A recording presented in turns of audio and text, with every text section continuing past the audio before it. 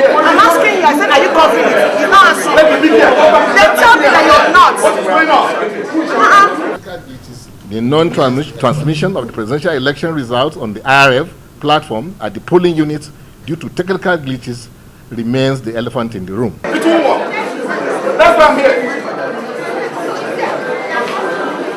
Which court has vacated this order? Which court? And you want to go and bring Omar, the state chairman, who can tolerate that? A state chairman of my party to make him national chairman. And you said you are a studio. Which studio? The opinion you are talking about, legal opinion, was written by my junior in chamber. Barrister Bashir. He's my junior. I'm more than 28 years in the bar. A junior staff. Barrister Bashir. How can he write opinion when there is a matter is in law? Please don't even go there, because you know your department is the cause of all this. Before I have been behaving like a gentleman, following you gently. Stepping down how? On this letter? On what? Which commission decision? Give me the letter of the commission decision now. Give me the letter of the commission decision. I want to have it as an evidence. I hope you're not videoing this. A matter that is in appeal court. Are you covering this? And you are preventing the court of appeal. Not covering it. Stop him now. He's not supposed to be covered now. He's not part of the meeting. I asked him to say you're setting up on that. Except you don't want to have court. I hope you're not covering this thing. Are you covering it? Let the chairman tell me. Sir, please say that. I'll tell him to take you out. We're not supposed to do it. We've not started the meeting, so why will you do doing coverage? What is that for? Let the chairman himself, and IPAC is here too. Inter-Party Advisory Council is here. He stopped it. We have an idea. I'm asking him. You should answer me. They should tell me not. Other woman is Let him tell you. This is a political party meeting, and it's our department, so you should not come on here. That woman that You should tell me. let her come here. I'm asking you. I said, are you covering it? You're not answering. Let me be here. They tell me that you're not. What is going on? Let the media cover what is happening for record. I'm asking, I asked him a question. I said, and I heard before, I said, you should tell me what you're not covering it. But he's not telling me that. This is the letter. At I what need point? to know, because this is my boss. Don't answer, are you covering? Then tell me you're not. Omar Jay will come and Quiet, see you. and just.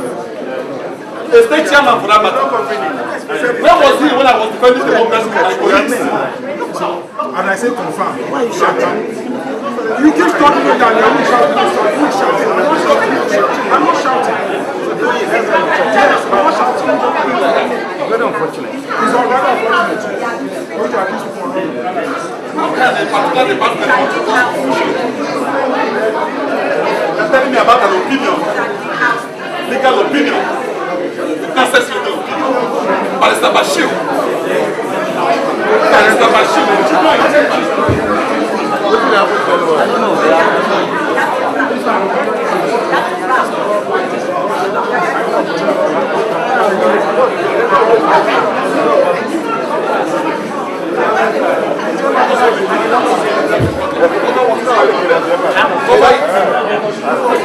Some people are doing things. How can people be so wicked?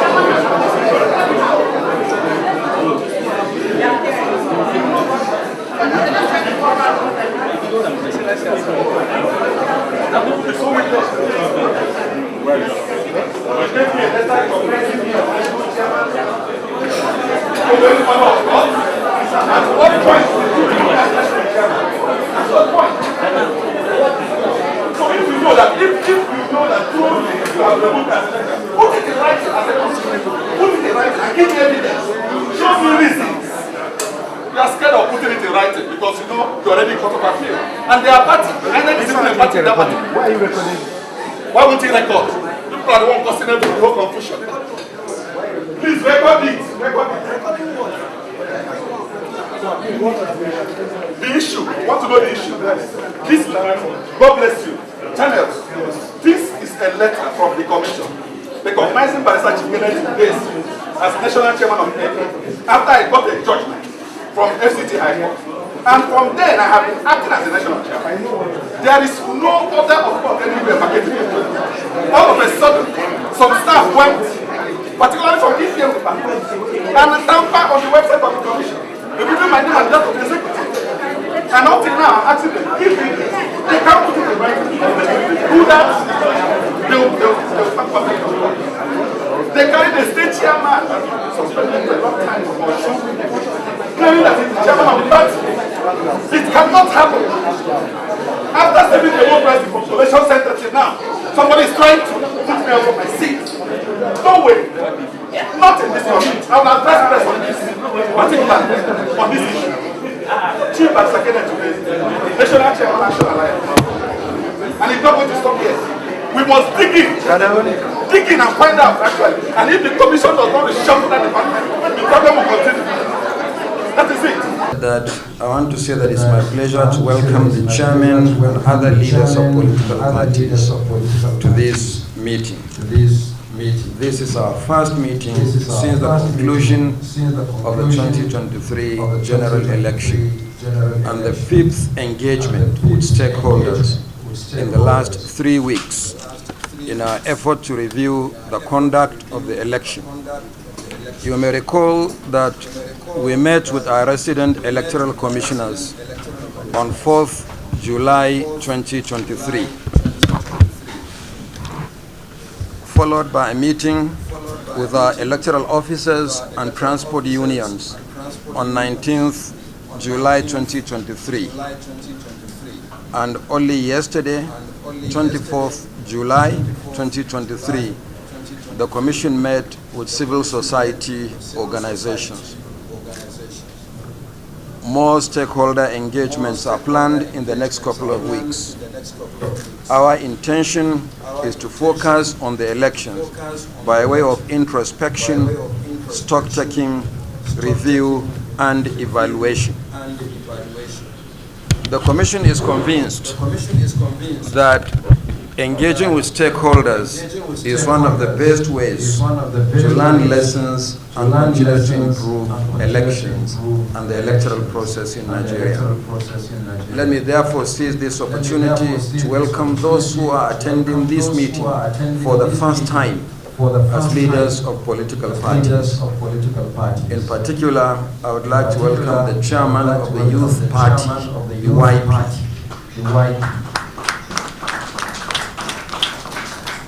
He is attending this meeting for the first time following the registration of the party by order of the Supreme Court. With this development, Nigeria now has 19 political parties. But let me also on this note welcome those who may not be attending the meeting for the first time, but they are attending for the first time in their substantive or acting capacities. So let me recognize Barrister Sly, the new chairman of the All Progressive Grand Alliance, APGA. Let me also welcome the acting national chairman of the All Progressive Congress, Abubakar Kyari. He used to come here on oversight as chairman of the Senate Committee on INEC.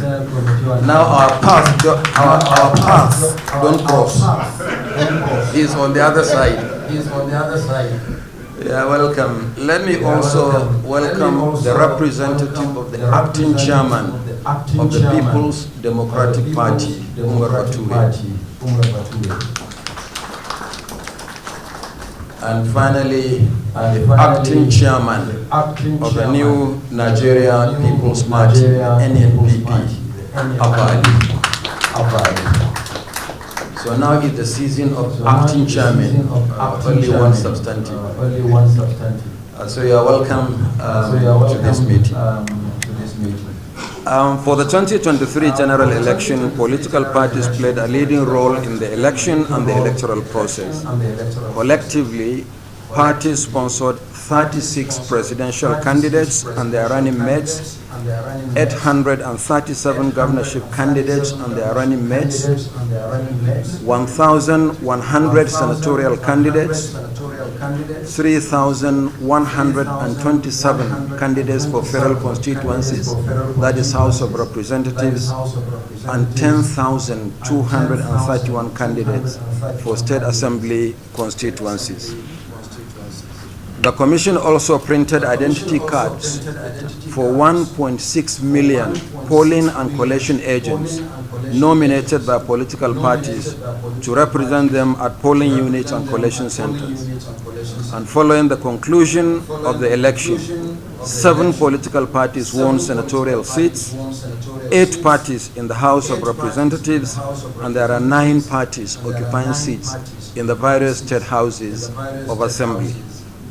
While the Commission is working on the electronic register of election results as provided by Section 62, subsection 2 of the Electoral Act 2022, a comprehensive list of elected candidates for the 1,491 constituencies distributed by name, constituency, political parties, and gender will be uploaded to the Commission's website this afternoon for public information.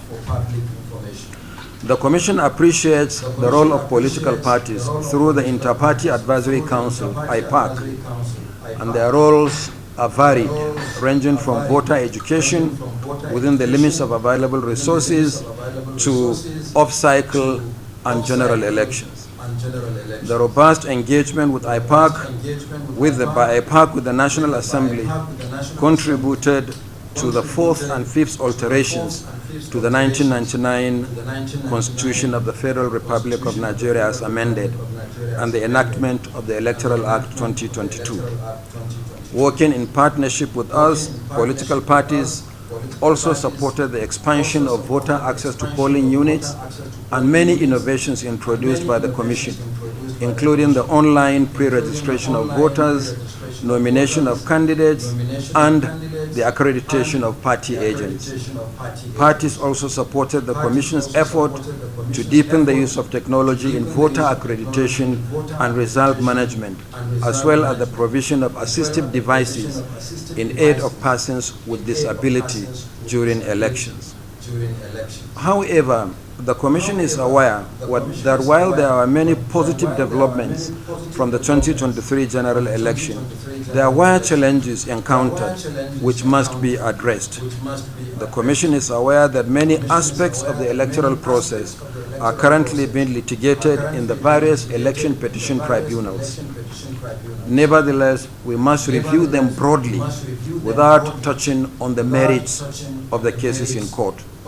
Our hope is that at the end of the review process, a comprehensive report will be prepared that will serve as a basis for further engagement with stakeholders, focusing on specific actions necessary for the improvement of future elections and electoral activities.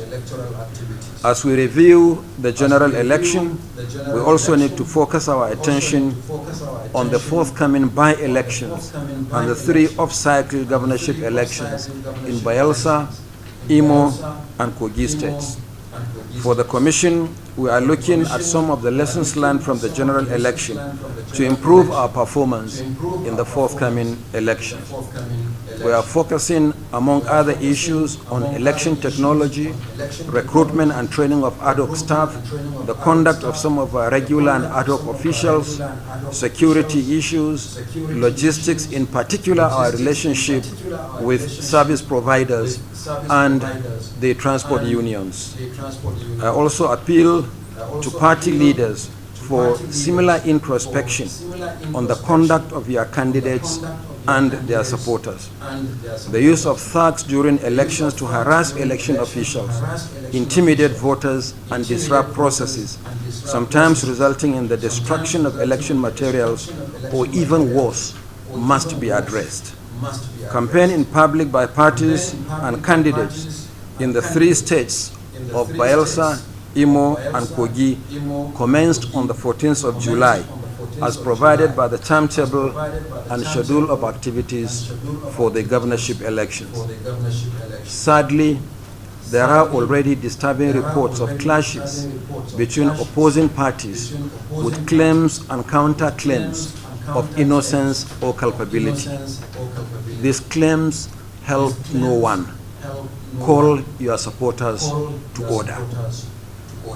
At the same time, I must also acknowledge the perennial complaints from some political parties that the power of incumbency is used in some states to restrain some parties and candidates from access to public facilities for media campaigns and outdoor advertising through exorbitant fees or outright denial. This often leads to the mutual destruction of advertising materials such as billboards, resulting in altercation and violence involving supporters of opposing political parties.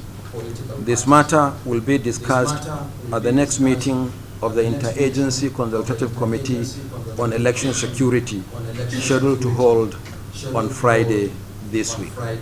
But I would also like to advise political parties to seize the opportunity of the provisions of the law. Any state where the power of incumbency is used to deny other political parties or candidates access to public or state facilities for the purpose of campaign is a violation of the Electoral Act. And therefore, parties, in addition to what INEC is going to do through the security agencies and by engaging directly with states involved, parties should seek for legal redress to test that provision of the law. I have been saying so consistently that in addition to what we do, there must be litigation. Denial of access to state facilities for political parties to campaign is a violation of the law, and is a violation that should not be tolerated. There shouldn't be reward for bad behavior. And political parties are here. Some of the states where you deny your colleagues sitting around this table access are states controlled by you. So please also join through IPAC in speaking to the leadership of the states where such situations arise. We have a lot to discuss today, and let me therefore welcome you once again to this review meeting, and I thank you and God bless. Where challenges during and after the elections as in other elections. It is the position of IPAC that lessons have been learned and matters regarding the elections are before the various election petition tribunals across the country. You may wish to recall the historic event of 28th February 2023 at the International Conference Center, Abuja, when IPAC, after due consultations, rose to the occasion and encouraged INEC to continue and conclude the process of collation of results for the presidential election to guarantee the survival of democracy in Nigeria. The position taken by IPAC is, however, without prejudice to some of our member political parties who have since approached the courts for redress. Two major opposition parties, the PDP and the Labour Party, as well as three other political parties, disagreed with the outcome of the elections and have since gone to the presidential election petition court to challenge the outcome of the election, inconsistent with the norms and values of the electoral process. We commend them for following the path of law. However, we really hope that the decision of the court will not be based on some perverse public policy rationale or technicalities, but rather on reasoned and reasonable interpretation of substantive and procedural law. What Nigeria needs now is fairness, equity, and justice. As the tribunal's decision is being awaited on 27th June 2023, the European Union Electoral Observer Mission to the 2023 general election in Nigeria presented its report to the public. The full report, which is already in the public domain, has understandably become the subject of intense public interest. IPAC carried out a dispassionate review of the report, as well as listened to the views expressed by all stakeholders in the Nigerian democratic process, and has since referred them to the IPAC 2023 Elections Review Committee, set up to unearth all immediate and remote causes surrounding the conduct and the outcome of the election. The findings and recommendations of the IPAC Review Committee will assist in engendering dialogue amongst all stakeholders on electoral, legal, and administrative reforms necessary to achieve improved democratic practices in Nigeria. The unprecedented enthusiasm of the Nigerian youth who trooped out in their numbers despite seemingly insurmountable structural and procedural challenges, were largely due to the unprecedented mobilization efforts by INEC and political parties ahead of 2023 elections. The technological innovations introduced, especially the accreditation of voters using the bimodal voter accreditation system was a game changer and highly commendable. Mr. Chairman, we must also commend candidates of political parties who crisscrossed Nigeria's most difficult terrains under unprecedented insecurity situation and economic hardships canvassing for votes. The non-transmission of the presidential election results on the IRF platform at the polling units due to technical glitches remains the elephant in the room. Mr. Chairman, as we approach the off-season elections in Imo, Bayelsa, and Kogi states in November, all hands must be on deck to ensure the resident electoral commissioners and returning officers are not pressured by some governors and INEC itself to falsify results in their states. The Adamawa State 2023 governorship election result declaration saga and the embarrassment caused INEC and the nation at large is a case in point. The prosecution of the Adamawa rape in court by INEC is highly desirable and commendable.